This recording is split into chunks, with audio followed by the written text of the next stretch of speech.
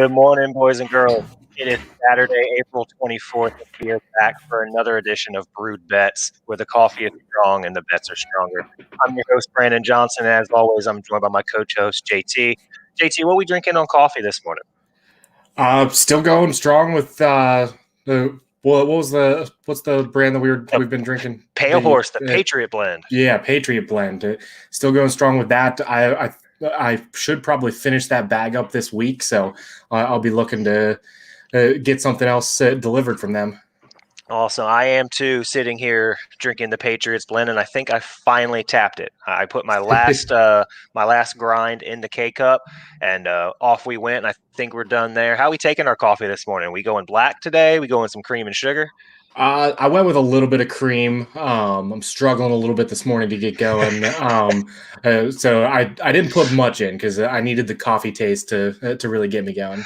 I hear you. Yeah, it is a strug bus on Saturday morning sometimes here on Brewed Bets. But nevertheless, we're here to deliver you the same product that we always deliver you, and that is what we feel are some of the good bets for this weekend to set you up so you can knock them down. As always, please bet responsibly. And shout out to our sponsor, Pale Horse Coffee. We love everything they've done for us. If you haven't had an opportunity to check out their website, please do. They were roasters and harvesters before they were ever distributors and sellers. So really, really honed in on their craft, and we appreciate everything they do. So let's go ahead and set this up with the 3-2-1, the same that we always do. That's going to be 3 good bets, 2 locks, and 1 upset by Brandon this week. So just real quick, I'm going to hit it. 3 good bets. I've got Yankees -1.5 versus Cleveland. I've got the Lakers and the Mavericks going over 217, and I got the Jazz -13.5 against the Timberwolves. My 2 locks today are going to be, or this weekend, I suppose, are going to be the Royals +1.5 against Detroit, and the Milwaukee Bucks money line versus 76ers.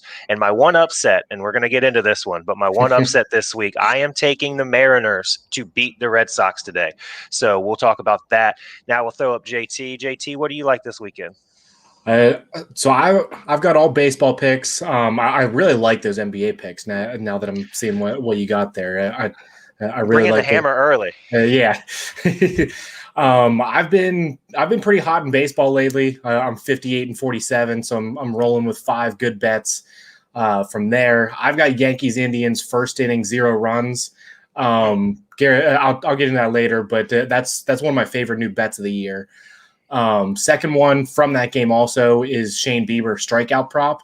It's not up yet this morning, but he's had double-digit strikeouts, I believe, in every appearance this year. So I'm liking whatever it is because they usually don't set it above 9.5. And then I think he's had 11 or more.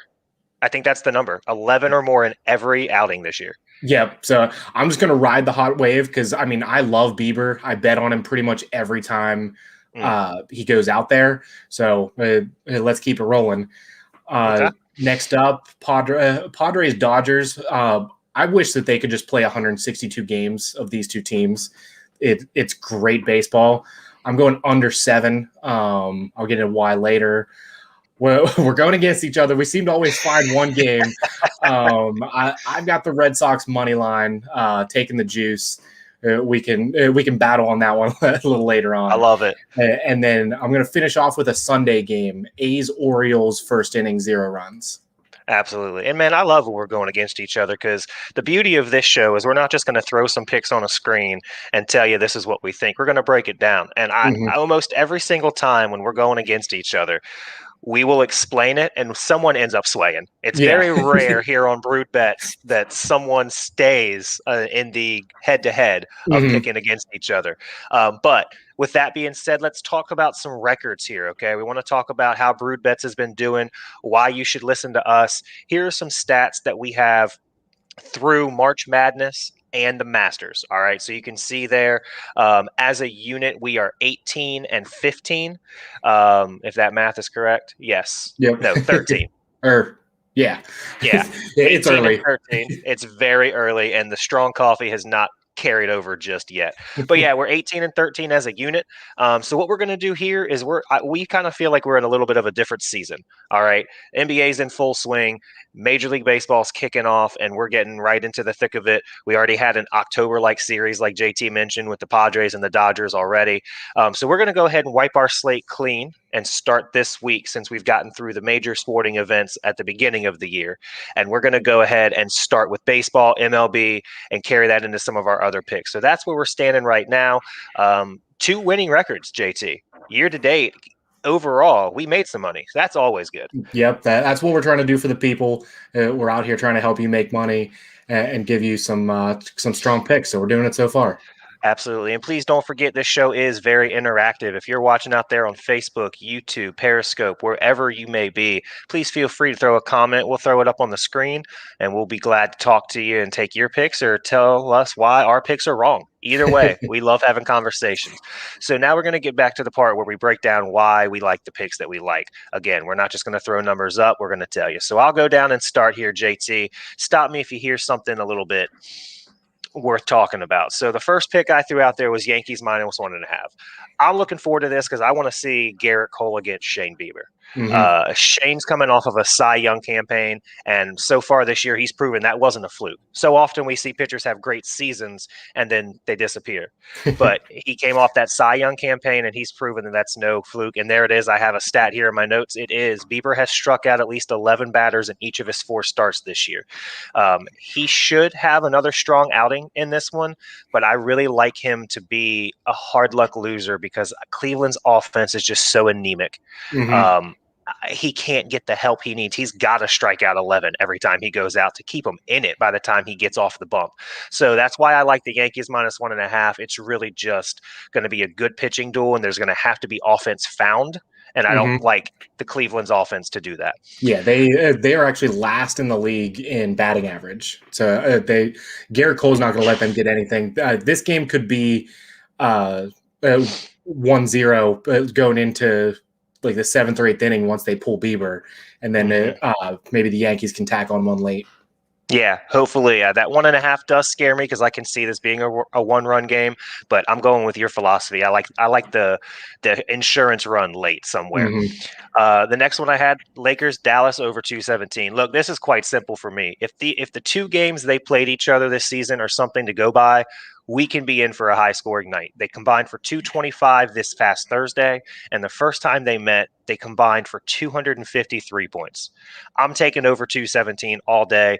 I'm on my JT train, as I like to call it. I'm not going to buck the trend because the trend hasn't been broken in this series yet. Yeah. So I'm going with that.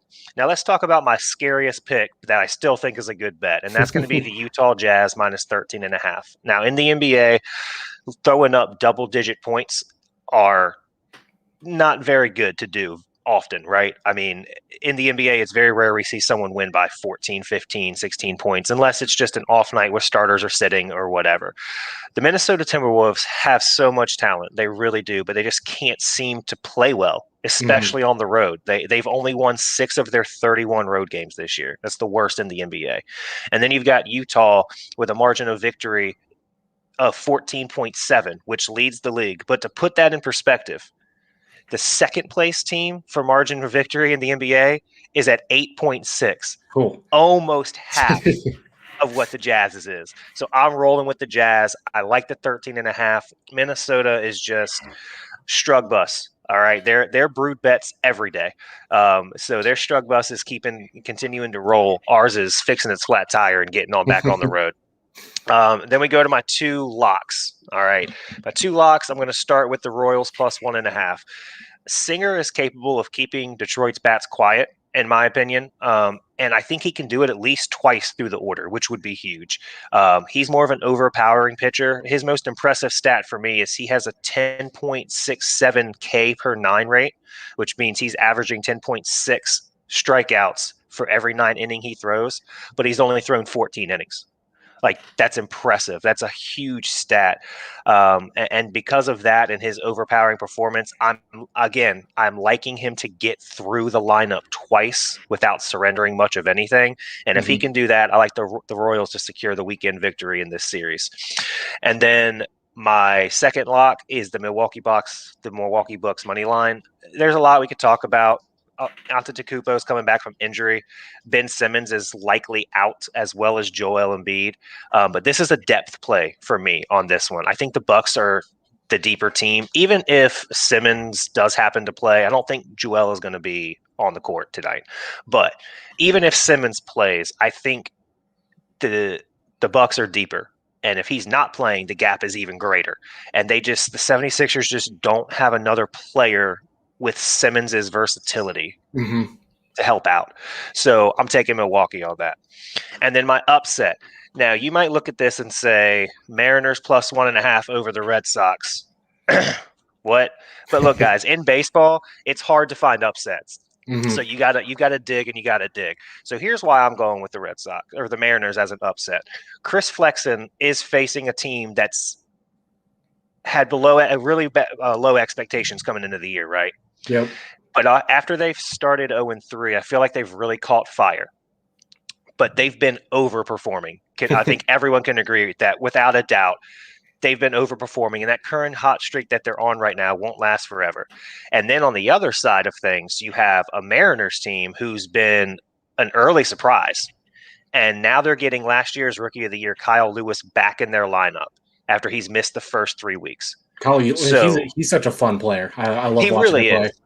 He reminds me a little bit of just in the way the fans have kind of attracted themselves to him. He reminds me of Kyle Schwarber. With the Cubs when they were doing their run for that 4 or 5 year stretch, and how people just flocked to him.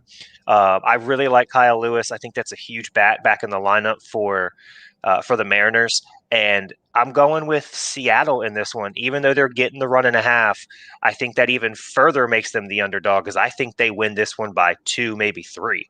I feel like Chris Flexen is going to put an end to the Red Sox hot streak. And if you look at these two teams and you say, okay, both teams have been hot this year, right? Both teams have, especially with the Red Sox, they started 0-3 and everyone's like, here we go, right? This is what we thought they'd do. But if you look at both teams that are currently hot, I think the Mariners are more of a surprise team that we're paying attention to. And the Red Sox are just overperforming in a stretch now. Yeah, because I mean, no one expected them to be there. No one expected them to be number one in so many statistical categories, because they're just hitting the cover off the baseball. You've actually kind of swayed me on my pick. I'm not going to jump around and take the Mariners, but I think this game, the way that you're talking and the way that I was thinking, I think this is an under game. I don't know what it's at, but Eovaldi is pitching very well for the Red Sox. I really like him out there. I think a bunch of the other Red Sox pitchers, I think they've had just good stretches, but I think he's going to keep it up all year long. He had a rough stretch against the White Sox last time out, and he still only gave up 4 runs. In his other starts, he hasn't given up more than 2. So I think I'm trying to find what the 9, total, by the way. 9. I think I'm just going to I'm going to take a switch up here after talking this out, and my Red Sox money line pick is going to be the under 9. Red Sox under. Yep. Okay. Well, hey, listen, that's why we're here, ladies and gentlemen. You just witnessed a live betting decision between two dudes that had so much information coming in on why they made their picks, and we just talk it out. And here we go. So we threw you a bonus pick. Now we like the Red Sox and the Mariners under 9. And I like that bet too. I might throw that. I might take Mariners plus 1.5 and the money line or the under. I like it. But there's my 3-2-1, JT. Anything stick out where you think I might miss? No, I'd like everything there. Like you said, the Jazz minus 13.5, it's always scary to lay that many points. But everything else seems sound. I think that's going to be a solid weekend that we're going to make some money.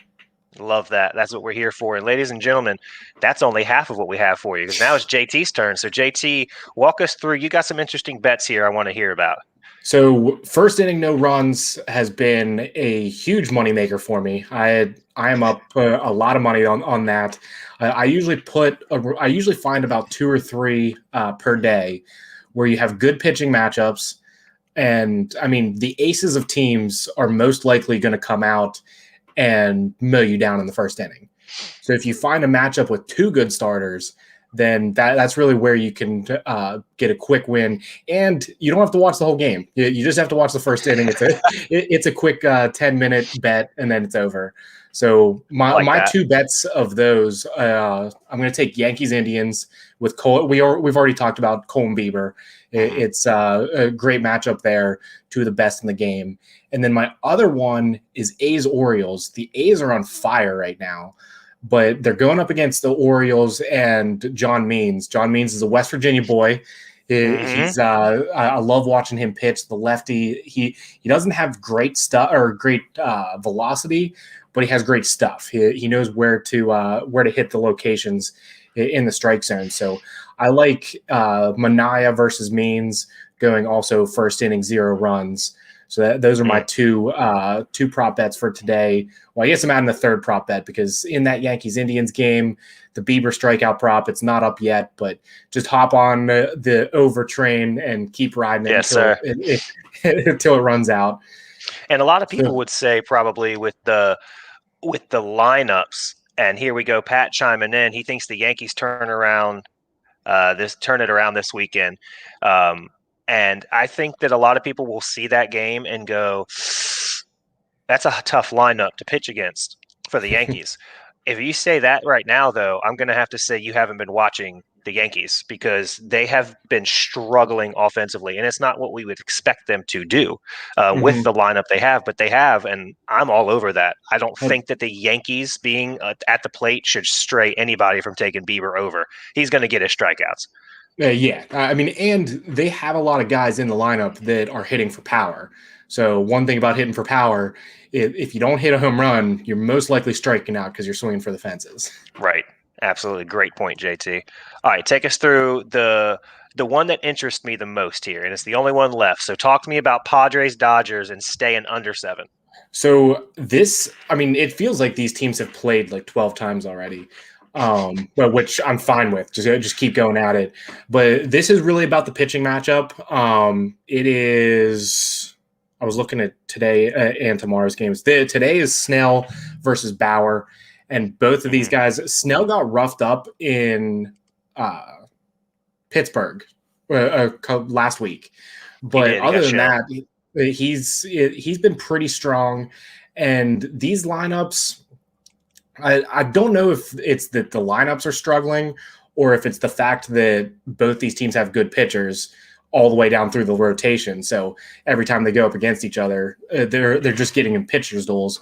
So I just think that the Dodgers lineup doesn't do great against lefties. So Blake Snell is the perfect candidate to have a good outing there. And then Trevor Bauer, he's proven why he got that big contract. So Mm-hmm. he's going to go out there. He's going to give you 7 strong innings. This game, I see it probably finishing around 3-2, a 3-2 ball game, maybe Okay. 4-2. The total is low, but I still like it. Yeah, really, my philosophy to baseball betting, and maybe we can get into this for a little bit. Um, I really just look at pitching matchups. I try Mm-hmm. to. That's where I make my money is just finding good pitching matchups, ones that I think are going to go under, Mm-hmm. or bad pitching matchups that I think if a bad pitcher is going up against a good offense, I go over. What is your main philosophy when betting baseball? I think I'm actually with you. And I don't mean to say that as a tone of surprise because we do tend to agree on a lot of things. But I think the thing with baseball, and when you're betting totals, right, that's what we're talking about. Baseball is so predictable early in the game. Mm-hmm. And I think that it's unlike any other sport. You can't, you can, you can start in different ways in baseball based on, like you said, the pitching matchup. Is it two good pitchers that are studs that are going to throw 10 plus Ks? Okay, we go under because they're going to go 4, 5, maybe 6 innings. And now all you got to realize is, all right, let's say the under is 9 and Mm-hmm. we get those two stud matchups. And after they leave the bump, it's an 0-1 game. Yeah. Right now, all you got to worry about is not scoring 8 runs in 3 innings as opposed to 9. And then, just like you said, and a great point by Pat, the defense wins games. If you've got a team that can't hit, they can't hit. They're not just going to suddenly wake up and become a big hitting team. So I think unlike any other sport, baseball totals are easy to pick, and I think Vegas knows it because I feel like every total I look at is nine. It's Yeah. nine. Nine, nine, nine, nine. And for Vegas, and to your bet, for Vegas to come in and put this one at 7, Hmm. they know it's going to be a pitching duel. They know it's going to be a low scoring game, and they're just pushing you to see how low they can get it. Yeah, Uh, that was the surprising part about the Yankees Red Sox too. That or Yankees Indians. That game's at 6.5. yeah, but I mean, if you watch it, I mean, we watched just the, and I'll be honest, and guys, don't kill me, but I watched my first baseball game start to finish on Wednesday night. I watched the Braves play the Yankees, Hmm. and the Yankees, for all that money holding bats, they just can't score. And that particular, I can't remember who the pitcher was that was shoving, but he wasn't like an ace of theirs. He was some young kid that I think they were, just giving a shot. I mean, he's a good pitcher. Don't get me wrong. He's in the majors and he's starting a game against the Yankees at Yankee Stadium, but he Hmm. wasn't one of their studs. And they still just they couldn't get runners on base. If they did, they couldn't move them. And then you get Judge and you get Giancarlo Stanton, and they're just like, it's like watching when those two come up to bat. I feel like I'm watching that uncle at the family picnic that still lives in his sports glory days, and he's just trying to hit piss rockets, but we're playing wiffle ball. Yeah. That's what it feels like. Like they're just swinging and missing, and if they do, it's a high fly ball, and if it's like you said earlier, if it's not out, it's not on base either. Hmm. I, So I would love to get Pat's opinion on Aaron Hicks too, because for a while there he was sitting at like third in the lineup, mhm. and I don't understand that at all. Like I don't Let even me think Aaron see. Hicks should be in. I don't even know if he should be in the lineup most games. Pat, if you're still on, I just put a comment in the thread. If you click that, you can join the show, and we'd love to get your opinion on him. Let's see if Pat wants to join. He says right now it's simply contact versus power. Power hitting teams win off home runs rather than moving runners. Um, and I mean, that's true. That's Yeah, true. the, But the philosophy of baseball has changed in that fact that a lot of people are looking at the analytics and they're like, let's just stack the lineup with home run hitters, and that's all you need. You have a better chance of winning if you hit 3 home runs than try to just move runners over for 9 innings. right, and I mean, I think the day of small ball is over. But it's funny to me because you mentioned that, and baseball has transitioned. They put the better flying balls in a couple years ago, and we saw a monstrous jump in home runs. Hmm. But when you get to the World Series, when you get to the AL and the NL championship games, you don't have these blasts, right? You don't have these home run for home run like you do during the regular season. You're seeing teams get on base and Hmm. bunt and go backside and do everything they can to move the runners because they understand the importance of once a runner gets on base, especially in today's pitching world. I feel like every team now has an ace that can go out and shove 10 Ks Yep. like that, and you've got to be able to value that base runner and get them across the plate. And you don't see that a lot in the regular season with these high power teams, but then when they do get into the playoffs, they try to switch it and play that small ball, and Some they teams just just can't. They they can't can't make make that that switch. switch. Yep. Yeah. So I guess Pat's not going to hop in. Pat, I'll give you about 5 more minutes. We want to hear your comments and your thoughts on Aaron Hicks. So And we'll really give you a just the couple Yankees as minutes. a whole. I love Yeah. listening to Yankee fans because I mean it's such a storied franchise that Hmm. they've been good for a couple years now, but they just can't get over that hump back to the greatness that they once were. So Yeah. it's And always my interesting boy, to them. my boy Pat, I always like talking to him.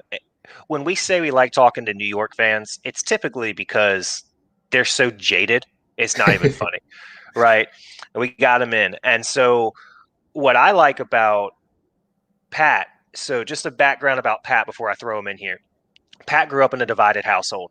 His dad was all Yankees or all New York. His mom was all Boston. So Oh. he had to choose between Yankees Giants or Red Sox Patriots. And he chose Yankees Giants. And I'll be completely honest with you, Pat is the most realistic New York sports fan I've ever spoken with. So I'm going to bring him in here. Pat, throw up those spicy shoes you had again, man. That you There can't beat they them, are. man. Can't beat them. Pat Tucker, welcome to the show. Welcome to Brewed Bets, first time appearance. Talk to me a little bit about you and your Yankees and what you see. I mean, don't get me wrong. I ain't losing faith. It's still the beginning of the season. The bats aren't there. Like I said, they're like you said, it's a team trying to stack with power hitters, and small ball is definitely gone. I noticed a little bit last year with the short season, they started bringing that back. Yankees, not so much, but other teams started, bunting. We're looking at hitting runs, stolen bases went up. That's the baseball I like to see. Mm-hmm. I mean, when I coach my 9-year-olds and 10-year-olds, that's the first thing they learn, because at that age, it's easy. You know what I mean? Right. That's what wins games. You're not going to have kids hitting home runs for the most part. But, yeah, I mean, the Yankees right now, they're disappointing, but, they're the Yankees. They're going to figure it out. They've always been trying to stack with power hitters. And, I mean, I get the change in philosophy, but when it's not working, it's not working. As far as Aaron Hicks, I know there's slumps in baseball. He's well past that. Yeah, they need to figure something out with him. They need to get him with a hitting coach or something. And yeah, they got to figure that out, man. They've got a few guys on the bench though that could probably replace him. And then, do you think they'll go get a pitcher? Because I mean, outside of Cole, that starting rotation can be kind of iffy. They need it. I mean, you look at the Braves. They got one hell of a pitching lineup. Mm-hmm. There's a couple other teams that are just they're spending their money on defense, and like I said, defense wins games. Yep. That's the end of it. I mean, don't get me wrong. You can put runs up, but if your defense isn't doing anything, the other team's going to put runs up.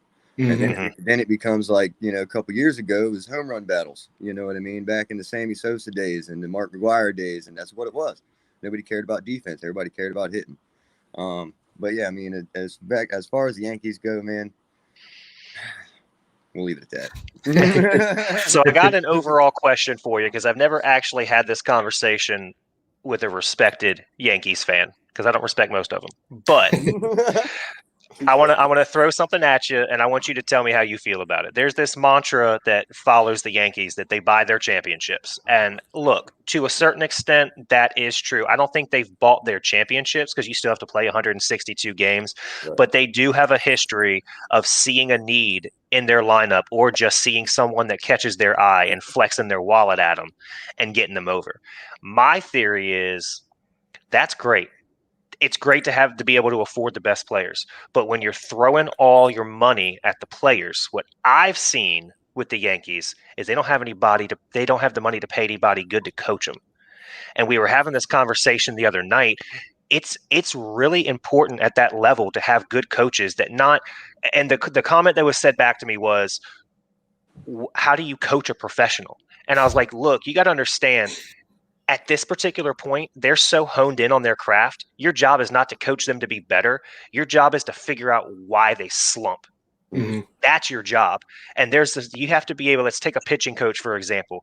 If David Price isn't shoving like he normally does, and his fastball sailing on him and his command is off, a good pitching coach will be able to go in, break down tape, and see, whoa, okay, you're releasing it about an inch before you normally do. Or when you're coming over your fastball, your fingers are going down instead of releasing forward.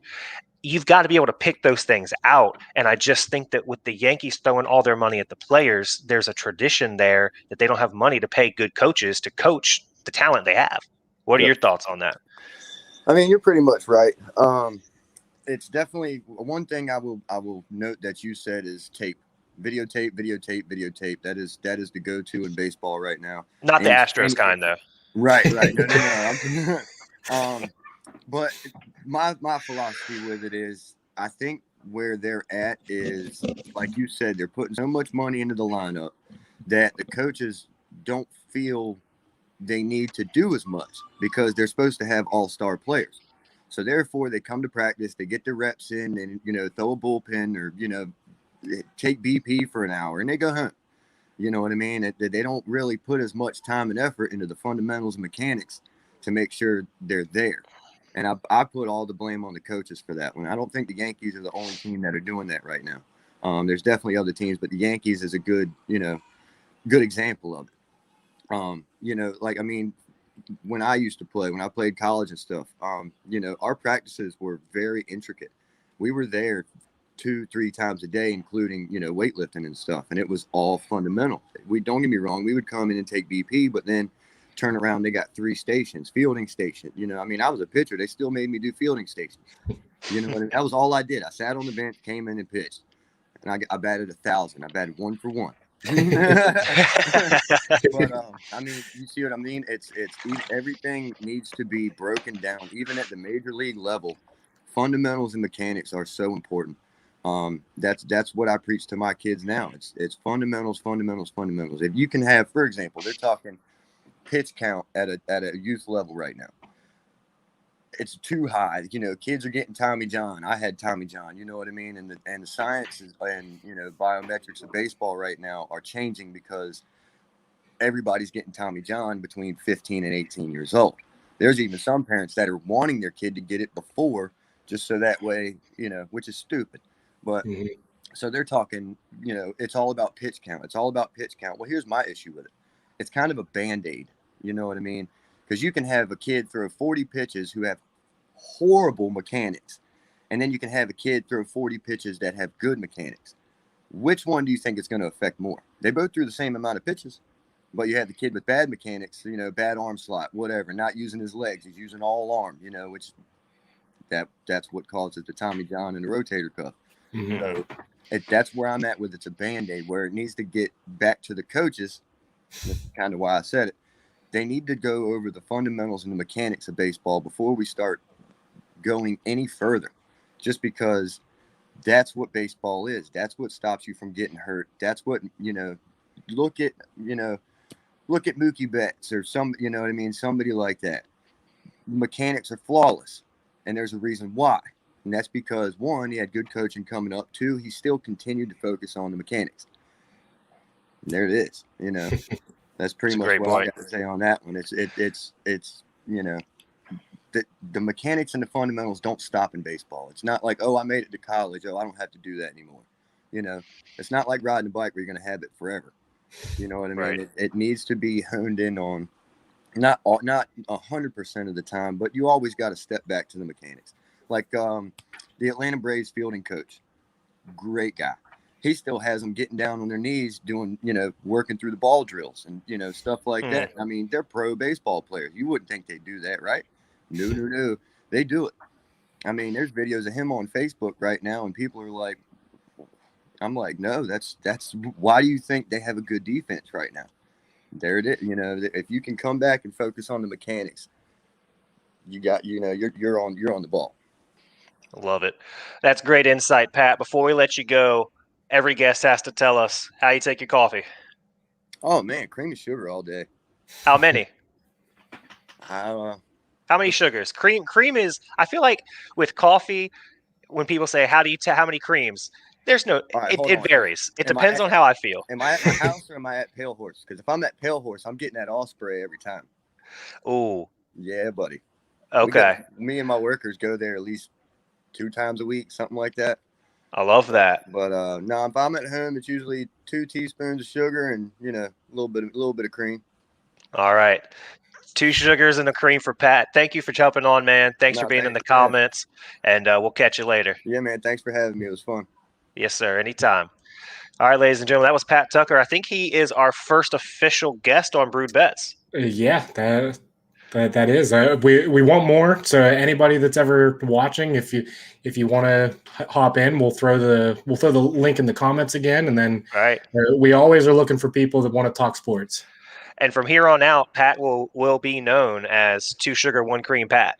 But that's just That's how he's going to be known. When he logs in next time, I instead of saying Pat Tucker, it needs to say that's what it needs to say as the name. Yes, sir. 2 sugar, 1 cream Pat. I love it. All right, so that's going to wrap it up for our show. Again, we'll go through the bets real quick that we laid down. We'll start with JT since it's already scrolling on the ticker. JT likes the prop bets here. First inning, no runs in the Yankees versus Indians. Bieber strikeout prop. We don't have a number because it's not out yet, but we're telling you whatever it comes in at, take the over. And you also like the A's and Orioles to be blanked after the first inning. Then we're taking the Padres and the Dodgers under 7 and the Red Sox money line against the Mariners, which we switched. I actually switched that. So going under 9 in that one. Going under the 9 on that. Then we get to the 3-2-1 here. My 3 good bets this week. Yankees minus 1.5 versus Cleveland. LA Lakers and Dallas Mavericks over 217. The Utah Jazz minus 13.5 against Minnesota. My 2 locks this week. Royals plus 1.5 against Detroit. Milwaukee Bucks money line versus 76ers. And my 1 upset for the weekend, I'm taking the Mariners plus 1.5 versus the Red Sox. And I am also going to go in and jump on the under 9 total. So all that being said, we hope you all enjoyed the show. We hope you all enjoyed the interaction. We thank our guests. We thank everyone that chimed in the comments section. Thank you for watching another episode of Brewed Bets, where the coffee is strong and the bets are stronger. Bet responsibly and have a great weekend.